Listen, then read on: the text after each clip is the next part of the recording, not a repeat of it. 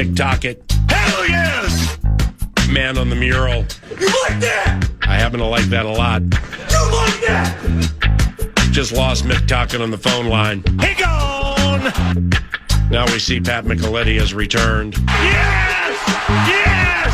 Yes! Max Plante, Hobey Baker Award winner for the Duluth Bulldogs within 15 minutes. P. Fox. Parker Fox joins at about 10:45 to chat basketball in these NBA series and everything. And Chris Finch, Finchy, with 9 to noon, 72 minutes from now. Mick Tockett. Pat Micheletti, man on the mural. At Pat Mick 2626 via the X machine, and here he is. Good morning, Mr. Pat Micheletti. All right, let's yeah. Oh, how are you? Oh, great, thank you. Denver beat Wisconsin to win college hockey's national championship, and Pat Micheletti was on the scene and the call for Westwood One. Shocker, Denver won the Frozen Four. It's almost as if it's scripted, right? And good morning. It certainly appears to be that way. They played 2 games that they certainly could have lost both of them, but somehow they find a way. They don't get rattled. They're down. They get outshot 2-1 both nights. And end of the day, end of the game, they come out on top. It's it was something to see, that's for sure. Now, 11th title for the Pioneers and 3rd in the last 5 years. So, you know so much more about this than me and us. Just take me deep if you think I'm wrong. Calling the Denver Pioneers one of the, if not the greatest college hockey programs ever is not a stretch. Yes or no? I 100% agree with you. Yes, and it's not just what they've done in the past 10 years. You can go back to the titles that they had won previously, but like any program, you have down stretches, and they had a little down stretch, late 70s, early 80s, but They've been right there, every year, and it's been something to watch. That's for sure. What about David Carl in terms of? I mean, he's only 36, and what he's done in such a short period of time. There's going to be a lot of people that start saying, "Hey, maybe you come on up to the NHL. You've done so good in the Mile High. Why don't you come up to the big leagues?" What do you think about David Carl? He can sit there and he can paint his own mural if he continues this, Patrick, but people are going to want him maybe to make a jump. Well, last year he turned down $25 million from the Chicago Blackhawks. And I did not know that. Yeah, I think the deal was like $5 or $6 million, something like that. And I don't know if you guys know the backstory with David Carl, so I'll quickly tell you a little bit about him. He came into Denver as a player, or was supposed to, and at the scouting combine, they detected a heart problem, which, they told me that he had to quit playing hockey. And so the George Gwozdecki, who was the coach at the time at Denver, said, "You know what? We're going to honor your scholarship, and you're going to stick around with the team, and you're going to learn how to coach." And and so this was all at 18 years old. And so, first of all, for Denver to honor his scholarship for 4 years and get his education, and then still be part of the team, and then eventually, leading up to him being an assistant and then finally getting the head job. It's quite the story. So I think he has, a lot of heartfelt, admiration, whatever you want to call it, for Denver. And, he's got a great job. He's winning and he's making good money. And so, good for him. Hey, with the championship game, how intense was said game? And did you talk to Hastings after said title losing situation? I didn't talk to him after the game. That's a place where you got to let them. Yep. Yeah, you got to leave them alone a little bit. And so I did not talk to him. They played a great game, and their problem was they just couldn't get to 2. They needed that second goal to. Oh, I don't know. I think that would have been tough for Denver to come back from. And listen, Denver played a good third period, but Wisconsin had 3 or 4 grade A opportunities. They hit the post. They missed an open net. And so it's not like they didn't have their chances, but the Denver goaltender, Johnny Hicks, and I don't know if you guys know his story. He took over the starting job at the end of January, and once he took it over, he did not lose a game. He was 16-0-1. Wow! In that time frame as a freshman, and he was the MVP of the Frozen Four, just phenomenal. So. You need great goaltending, and they got it. Cool. So they're going to win the next 3. Well, hey, would it surprise me? No. But that's hard to do. That's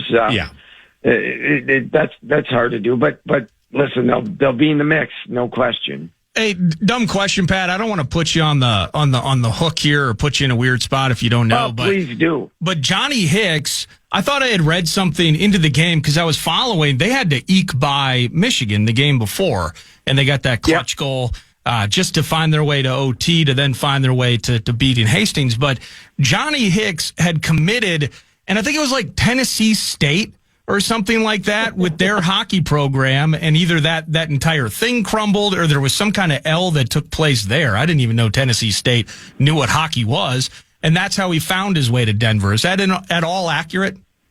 That is 100% accurate, and yes, Tennessee State. I think it's Tennessee State or one of those Tennessee's right outside of Nashville or in Nashville. They're trying to start a program, but they halted it for a year because they didn't have the funding.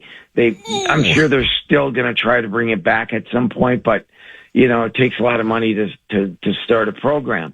And so that opened up, a spot for him to, go elsewhere. And he selected Denver and, was backing up another freshman and then that kid started to struggle. So they give Johnny a chance, and boy, did he run with it. So it was phenomenal. He went from potentially being in Nashville, having a bake sale to pay for his uniforms, to winning a national title with Denver. Crazy. Quite a run of circumstance. Yeah, what a story. And I can't tell you how good he was too. The saves he made were just like hard to explain how good he was throughout the tournament. Sounds to me like he was Johnny on the spot. All right, now Hobey Baker Award winner Max Plante joins next segment. He's on 9 to noon. Yes, Max Plante's my new friend. How good is he to your trained eye? Scary good. He's got great hands. He's got great vision. He obviously, his father, we all know about him. And he's one of those kids that he's got that brain that just thinks the game so well. And then, with all the skill that he's got, certainly deserved to win it this year. And then secondly, I'm so happy he's coming back. And and he'll get to play with his two brothers next year. And, and that would be awesome to see a whole plant line together. And so good for him. Well, we talked about Derek Plante, his father, nearly a decade in the NHL, starts with Buffalo. He won a cup with the Stars in 1999, which was kind of sweet. The sports immortality with his family is just up and down. How about his grandpa Bruce coaching Hermantown for almost 3 decades, winning 3 state titles? Does the man on the mural know Bruce Plante? I certainly do. With calling the state tournaments for KFAN, along with Zach Helverson and Kevin Fallness, for all those years. So, obviously no Bruce and he caught a lot of flack and always handled it with grace and really did a good job, at Hermantown in developing all the kids that he developed over the years. So, yes, it starts with the grandfather and then goes down to the son, and you just you see it. And so, what a great family. Rory went back to back in the Masters. He was in Bulldog mode every step of the way, and is just immortality. Do we have to talk about that? He was just immortality like it at his craft. I mean, did you watch much of it because you were busy with the Frozen Fizzle? I'm glad I didn't, because you and I both took a major L on this tournament, and I had Rory all the way up until my pick, and I changed it. Jeez. So, okay. Did I watch? No, I really did not watch a lot of it because, of course you did. Obviously I was working and then traveling back Sunday, so I didn't see a lot of it, and I'm happy for Rory and whatever. Whatever. 3-2. The Wild finish at St. Louis tonight, then Anaheim here tomorrow, then Dallas to start the playoffs this weekend. This is so much fun, isn't it, Patrick? It is the best, and yes. I mean, we've already talked about. We complain about the playoffs and how they are. All right, it's not going to change, and here we are. And yes, we face Dallas, and I think it is going to be a fabulous, fabulous series. I think it will go 7. I hope it doesn't. I hope we can get one on the road early in the series, and then that would flip the script a little bit. So, but I think it's going to be. I think you got 2 evenly matched teams, and who's going to get that break? Who's going to get lucky? Who's going to, which goalie's going to make that save? I think it's going to be a fabulous series. The Wolves start at Denver Saturday at 2:30, NBA playoffs. The hope here is that your beloved NHL doesn't clomp on that fun with the Wild playing at the same time. That would be buzzkill central, wouldn't it? It really would be. And Denver is on a hot streak, so very important to knock them down a little bit and get the momentum in the series. I think momentum, to me, Paul, plays such a big role in these long series, and if you can get the momentum going in a series, and you start to feel it, you're going to be in pretty good shape. If the Stars are without Heiskanen and Hintz most of round 1, how important is that? Huge. Heiskanen is such a dynamic defenseman.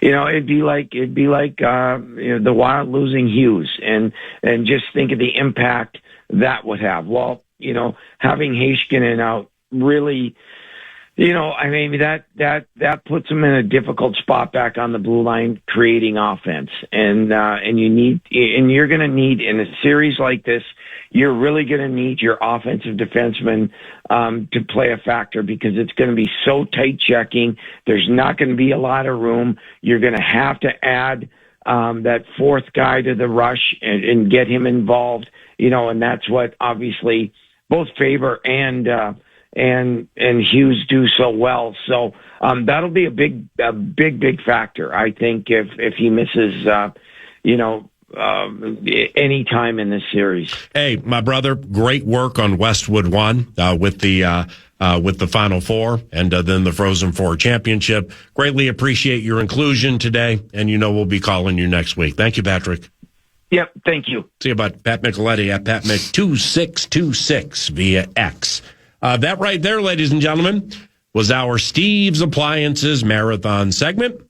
Steve's Appliances in Mounds View can be located with a 7,000 square foot showroom in Mounds View, and learn more about that at stevesappliances.com. Spring savings in play right now. GE fingerprint resistant stainless steel, unbelievably cool refrigerator, and you get like $600 off. They have a stainless steel freestanding gas range. Save about $700 on that right now with the spring savings, and much, much more. StevesAppliances.com. They are absolutely fantastic. Mention 9 to noon and let the savings begin. Hobey Baker Award winner and Duluth Bulldogs forward Max Plante joins 9 to noon next. Ladies and gentlemen, 9 to noon is very happy to announce we have a Hobey Baker Award winner joining the Covenant, and it's this guy. Sam across. Shagade waiting. Max Plante in the back of the net. A lethal one-timer on the power play from the sophomore. His second of the night. And it's a perfect pass through the sticks, and Plante doesn't stop it. He just one-times it. Max Plante won the Hobey Baker Award in Las Vegas last Friday, and as a sophomore forward for Sandy's Duluth Bulldogs, and he joins us now. Hey, welcome to the show, my man, and congrats on housing the Hobey. How you doing? I'm doing good. Thanks for having me on. Had you been to Las Vegas before? I've been there twice before. Once I went in 2024 for the NHL draft, so I've been there twice for hockey, and neither time have I played. So, all right. Well, this, not like the draft was extremely celebratory for you. Second round of the Red Wings. We'll get into that momentarily. And playing games there, I mean, that's super cool. But this was like a family event where you won the Hobey Baker Award. There's an opportunity to celebrate. So here's the question: what does a 20-year-old do for fun in Las Vegas? It's kind of funny because after we just kind of hung out as a family for a little bit, we just kind of went to a restaurant and just broke it down the season a little bit and just hung out. And I was so tired, I was asleep by midnight. So, and were you tired because it was like mentally exhausting thinking about it during the day? I think that, and just I don't know, like a couple of weeks were tiring and. Just busy. But I made to get up early in the morning too. So shoot, man, that back to the Frozen Four. Now I know it didn't go the right way against Michigan, and you were down like 3-1, but or 4-1, whatever. But that charge you guys made to try to upend Michigan, that's going to have somebody exhausted and tired for weeks, right? Even the game before that, we started at like 9:00 Eastern time, so we didn't get to bed till like 2 that night, but. We were close. Too bad we didn't have the greatest start, but the way we battled back kind of all year was pretty special. Yeah, man, you guys had a nice squad, and I'm a big fan of Sandy. I've known Scott Sandlin for years through the radio show, and man, he does a good job. But speaking of your family was there for the Hobey Baker win. In what ways did that make a magical night even more special for you, Max? Yeah, just the fact, like, not only my parents and my brothers could be there. I haven't seen my brother since, my little brother since before Christmas, so that was just cool to have him there. And just my family, like, they're so supportive. I got all my grandparents there, and not only that, but just the text message that I got after, like, my support group's really special, and just to share a moment with them was really cool. Man, that's so cool. And yeah, just capturing it and just seeing the reactions of the family members and you, that was really warm. And, you know, for those who don't know, the Plante family and Minnesota hockey history, holy cow, man, it's Minnesota hockey immortality, and it's super rich and super compelling. So let's start with your father, Derek, who played nearly a decade in the NHL and honestly is one of the greatest players in the history of Duluth Bulldogs hockey. In what ways did he shape the hockey player that you are still becoming?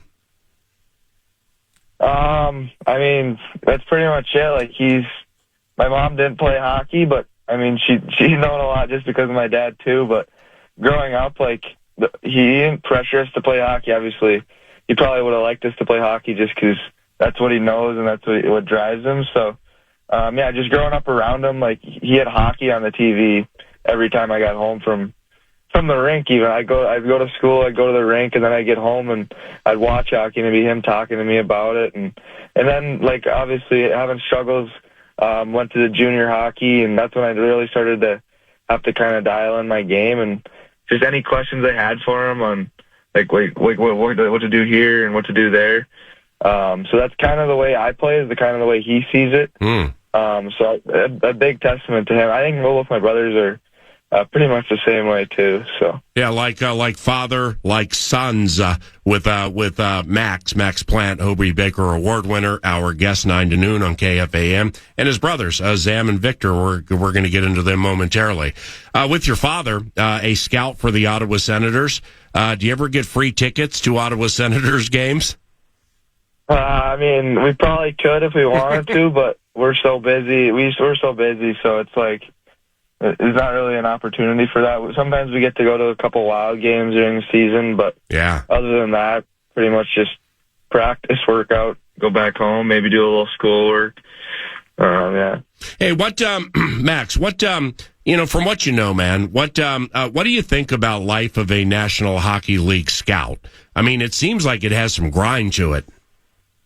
Oh yeah, so my dad, he coached for Chicago Blackhawks for 3 years before this year, and then obviously they brought in a new head coach and he brought in a new staff, so he needed a new job, and he kind of just wanted to watch us play a little bit more. Yeah. And with his new job, he's gone probably 28 out of 30 days of the month watching hockey, and so he'll find ways to get to our games. Normally, like, it's once a week, or maybe not even, but he probably watched, I think he was at 1 or 2 of our games last year. This year he got to at least 10, 12 of them, so he was very excited to get to more of our games. And then even our little brother Victor, he got to spend more time in Michigan with him, so yeah, he's always watching games. It's actually crazy.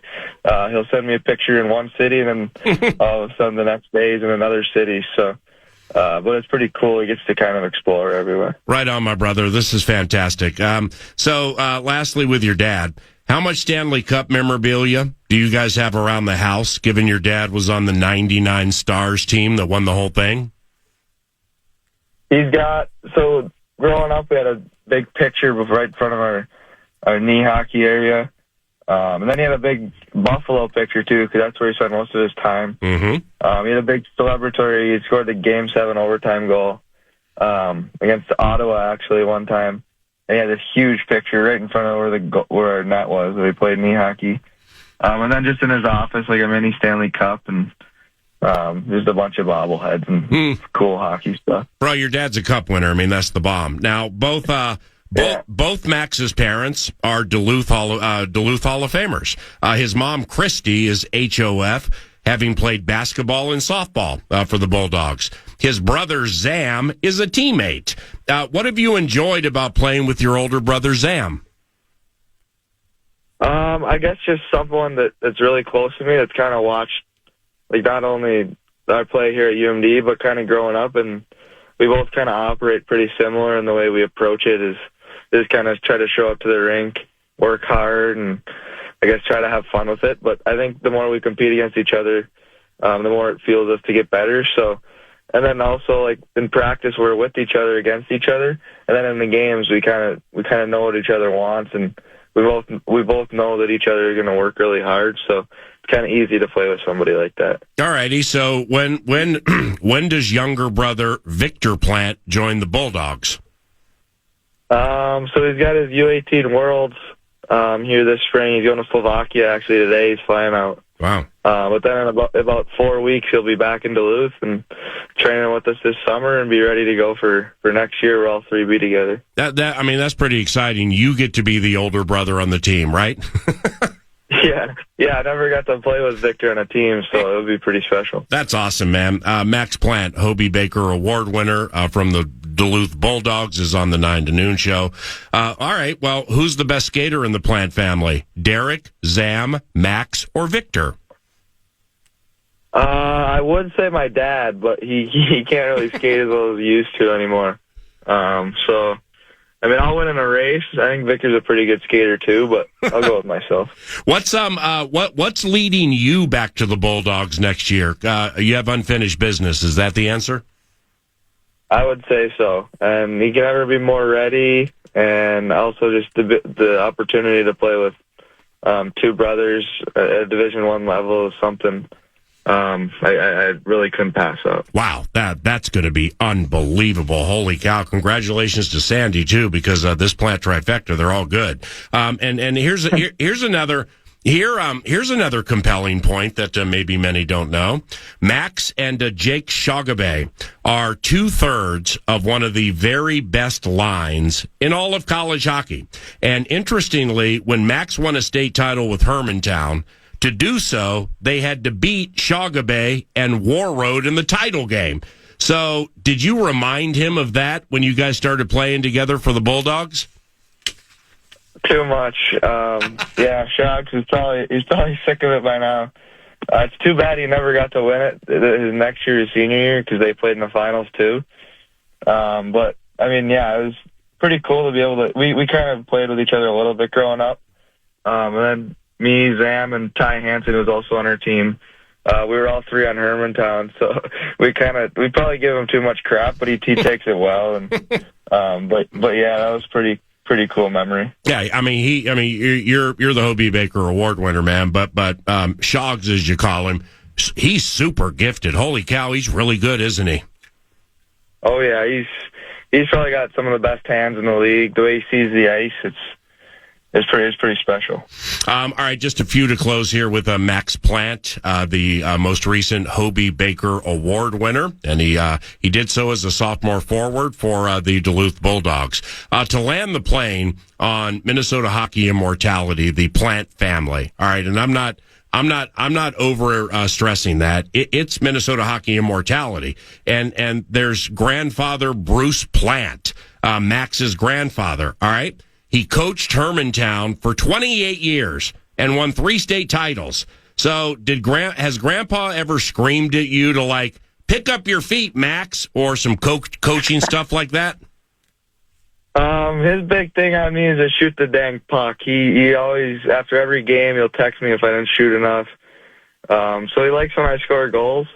My dad might be a little bit the other way around. He kind of wants me to be a passer. I'm also scoring goals, too, but Grandpa's always talking about all the monies and the goal scoring, so if I'm not scoring, he's not as happy.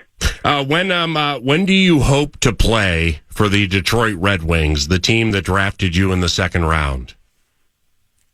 I mean, if hopefully I can have a good year next year, and then at the end of the year go right in, or the spring after that have a good training camp, and after that would be my dream come true. So. Well, it's going to come true. Do you ever watch Wings games? I do. That's the team I try to watch the most. Yeah, they're my favorite team now. So I mean, you can't you join the team. I mean, if they still have Dylan Larkin and of course Lucas Raymond, I mean that has to excite you right there. Those guys are good. Yeah, I mean they got a bunch of great pieces to watch. Like every night they feel like they have a good chance to win, and obviously they weren't able to make the playoffs this year, but they're fun to watch. All right, last one, bud, and thanks for the time. Do you watch many Wild games? And in your opinion, like, what are some keys to the Wild beating your dad's former team, the Dallas Stars, in the first round? Yeah, that's a good question. I've been to a couple Wild games, and I've watched a good amount. So, I mean, for me, I think the key is obviously they got superstars now. It's the first time the Wild ever had superstars. Yeah. So pretty much the superstars got to play like superstars, and I think the goalie's got to be key because Dallas has got, I mean, they got probably the most depth in any team in the NHL. So, yeah. Well, are you in a weird spot here? I mean, your dad won a cup for the Dallas Stars. You watch Wild games. I mean, yeah, I don't know. I've always been more of a Wild fan than a Dallas fan. Mm-hmm. So. Yeah, we like when you talk like that, man. Hey, congratulations on winning the Hobey Baker Award, and I greatly appreciate the time. Let's stay in touch, okay? Yep, for sure. Thank you very much. Thank you, Max Plant. 9 to noon with Max Plant, Detroit Red Wings, Oliver Moore, Chicago Blackhawks. We got a nice little kids covenant rolling into future NHL days. Thank you very much, Max. Congratulations on the Hobey Baker housing of the Hobey Baker Award, and best of luck to whatever's next for you. That would include the UMD Bulldogs. Also, my man Brian Prudhomme up at the Fan in Duluth. Thank you very much for the assistance with the Plant family intel. We'll be right back. Fan. Welcome back, 9 to noon. It is News du Nord, brought to you by The Casino at Canterbury Park, CanterburyPark.com. Poker, blackjack, table games all year round, and live racing in the springtime, CanterburyPark.com. Yep, fly through it. All right, we're kicking off. Yeah, we got Parker here for 2. Yes, we do. So, well, according to the set list, at least. It is on the set list. Twins, Meatloaf, the Blue Jays. That was fantastic after sweeping the Tigers. Wild locked in with Dallas. Denver beats Wisconsin. Talked with Mick about that earlier. They're national champs, 3 of the last 5. Rory back-to-back Masters championships. And now we resume 9 to noon regular programming. How you been? Dude, so good. So good. I mean, just what an exceptional time of the year. Oh. What's going on with the Frost? The Frost just won a game the other day, a little 4-1 win over New York. So they're climbing their way. They already clinched the playoffs.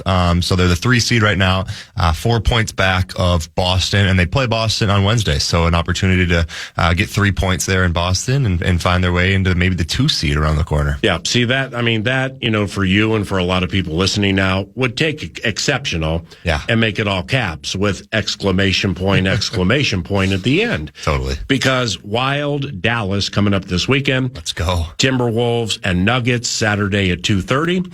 And what do you think of that series? The Nuggets are minus 330, meaning if you want to win $100 on the Denver Nuggets winning the series, you got to put up 330. If you put 100 on the Minnesota Timberwolves, you scoop 367. I like that. So they're plus 267. What do you think about this series? Oh, this is exciting, man. You know I'm a March Madness guy. You know I love watching college hoops, but this time of the year is as exciting for me. NBA playoffs, I've turned into a little bit of a hocky guy myself, so we got the Wild here. A lot of a hocky guy. That's Bro, exactly you were in right. Milan. That's true. That's the end of the story. It's like Micheletti on the mural. I'm living up. I'm learning a lot. I'm learning a lot about hockey, but no, Wolves wise, I'm excited. There's 100 different things we can chat about when it comes to this Wolves team, right? But I think the biggest thing is I think they found some of their continuity and their togetherness, and I think that's something that you can't emulate unless you're on the basketball court. Basketball is a unique sport in that way, right? Where it's like you need to be out there playing in actual games, in environments with crowds and fans to find that continuity, that togetherness, and that's something that I've kind of seen over the last couple of games, and I know there's been guys that have sat out, and Berenger hops in the starting lineup, and Terrence Shannon decides to start making some 3-point shots. Not last night's, but nonetheless, I like where they're at, and I like where their depth is at. And this Nuggets team isn't exceptionally healthy. They have some health problems of their own as well, and I think the best version of the Timberwolves can beat the best version of this Denver Nuggets team. And with the Nuggets, and you said there are 100 things to dissect, which is true. But I look at this as an A topic, and I mean, you've nailed so many prescient points where you say something, then like it develops the rest of the year. I mean, a month ago, man, we were talking about the Houston Rockets, and you know, I watched a fair amount of their games of late, and they're a bad 3-point shooting team. Terrible. It's just not their bit, and it really bit them on Friday night when they had all their best players. We're down at least 3 of our best. Ant returns. I thought he was pretty good. Yeah. But Houston had to become reliant on hitting 3-pointers at a key point of the game, and they couldn't do it. No. So, but I think that's analogous to the Nuggets. And yes, Jamal Murray and Christian Brown and Aaron Gordon and Peyton Watson, yeah, they can hit threes. But see, I think there's an A topic in this series. If you can keep Jokic settling for 3-point shots, well, that means he's not passing. And that means he's not getting fouled. And he gets the benefit of the doubt on the calls because he's immortality. What do you think about that? I 100% agree. And your Michael Porter Jr. list, too. He's off the roster now. He's in Brooklyn. So I know you replace him with Cam Johnson, who's a respectable shooter in his own right. But I don't think he has the streaky power that Michael Porter Jr. has. So I agree with you. And Christian Brown, even a guy who can shoot the 3-point ball, but he's not as comfortable there as well. So I think when you look at Denver's offense as a whole, you say, where's the 3-point volume coming from? And the 2 names that you really see are Tim Hardaway Jr. and Jamal Murray, sorry. And now Jamal Murray he's a stud, right? Like there's no disrespect to his game, especially when he's got the 2-man game going on with Jokic and he's coming off of that thing, pick and popping for 3, the whole bit. So I think the matchup there defensively on Jamal Murray could be something that the Timberwolves have to figure out throughout this series, right? I think you probably start Dante DiVincenzo on him defensively because Dante's known for being able to get up and get physical and kind of teeter that line between fouling and not fouling, and refs start to swallow the whistle during the playoffs, the whole bit. But I also think you can kind of shift and use Jaden McDaniels or even like Jalen Clark defensively. There's so many different pieces that you can throw at Jamal Murray. If you can keep him off the 3-point line, if you can keep him in those deep 2 situations or going into the trees down low against Rudy Gobert and Julius Randle, I really like that kind of defensive scheme against this Nuggets team. Do you think Terrence Shannon Jr. has earned relatively significant minutes in this series? And when I say relatively significant, somebody's probably going to have to get in foul trouble. Yep. But I mean, relatively significant would be 12 or more. Do you think he's earned that? I'm glad you brought it up because it's something that I've had on my mind for sure. And I think it's one of those things, PA, that Chris Finch has to look down his bench in any given time, and he's got to be comfortable saying, hey, Terrence Shannon Jr., you're in. And he can't have a hesitation, right? It needs to be one of those deals where, hey, I'm comfortable. We can put this kid in the game and he's going to produce for us. He's going to impact winning. And I think he's earned that over the past couple of games. Now he's got to continue to prove it. And when he gets those moments, when he gets those opportunities, he has to continue to prove it and show the Wolves that, hey, you're going to put me in once, you're going to continually put me in because I'm giving you product on the court. And from a 3-point shooting standpoint, since we're talking about that, I mean, TJ can hit him. He can. It's not necessarily completely his bit, but like Jaden McDaniels, his 3-point game's really, really good right now. Totally, yeah. And I think a lot of people forget how good of a scorer Jaden is. He's had to take a backseat to guys like Julius and Anthony, which obviously you have to. These are 2 elite scorers. But Jaden can fill it up in his own right. And I fully expect Jaden to be kind of at that 12 to 15 field goals per game because I think that's when the Wolves are at his best. Jaden needs to have that mentality early. That gets him engaged. It gets him locked in on the little nuances of the game. It gets him locked in on the defensive side of the ball. When Jaden's scoring the ball, his complete game kind of rounds into one, and then he's a pretty damn good player. With Terrence, how much stock can you put in these games? PA was joking about it last week. We were talking, and just the Lakers and all the injuries, and it's like, Luke Kennard has a triple-double. A couple of cool games from Terrence Shannon Jr. Berenger gets loose, the other night. So, but in the end, that feels like it's more a nature of reps than people turning corners. If best is on best and the games really, really count, I still, the underwhelming nature of the whole season product, some of it not his fault with the injuries and such. I can't trust Terrence Shannon Jr. a lick in this series. Yeah, I don't think they're there yet, Nardo, to be honest with you. And I think if you truly got the, honest answer from Chris Finch, he would say he wants to play 8, maybe 9, and I think that's a comfortable type of thing. But also there's confidence in that, right? Is going into a playoff series against a team that you know that you've had their number. Tim Conley developed a roster to beat this Denver Nuggets team. Like, you have confidence in that 8 or 9 guys you got. Now, are things going to happen? Yeah. Are fouls going to happen? Or, hopefully not, but flagrants or technical foul situations going to happen? Possibly. You guys might have to step up. And I think there is a lot of confidence in a guy like Terrence Shannon Jr. because of what he's done over the past couple of games of, hey, if something does happen, can we trust this guy? Yeah, I think that's gone up a little bit. And the 3-point shooting is there. I know he goes 0 for 7 last night, but 5 for 7 in his previous 2 games from the 3-point ball. So I think it's one of those things where if he can give you a made 3 and he can just play his tail off because we know he's a north and south guy, like, that's all you can ask from one of those kind of guys. P. Fox on the Wolves in Denver, and plus some other playoff matchups given the NBA season ended yesterday. At Parker Fox 24 via X. Please follow as 9 to noon does. Back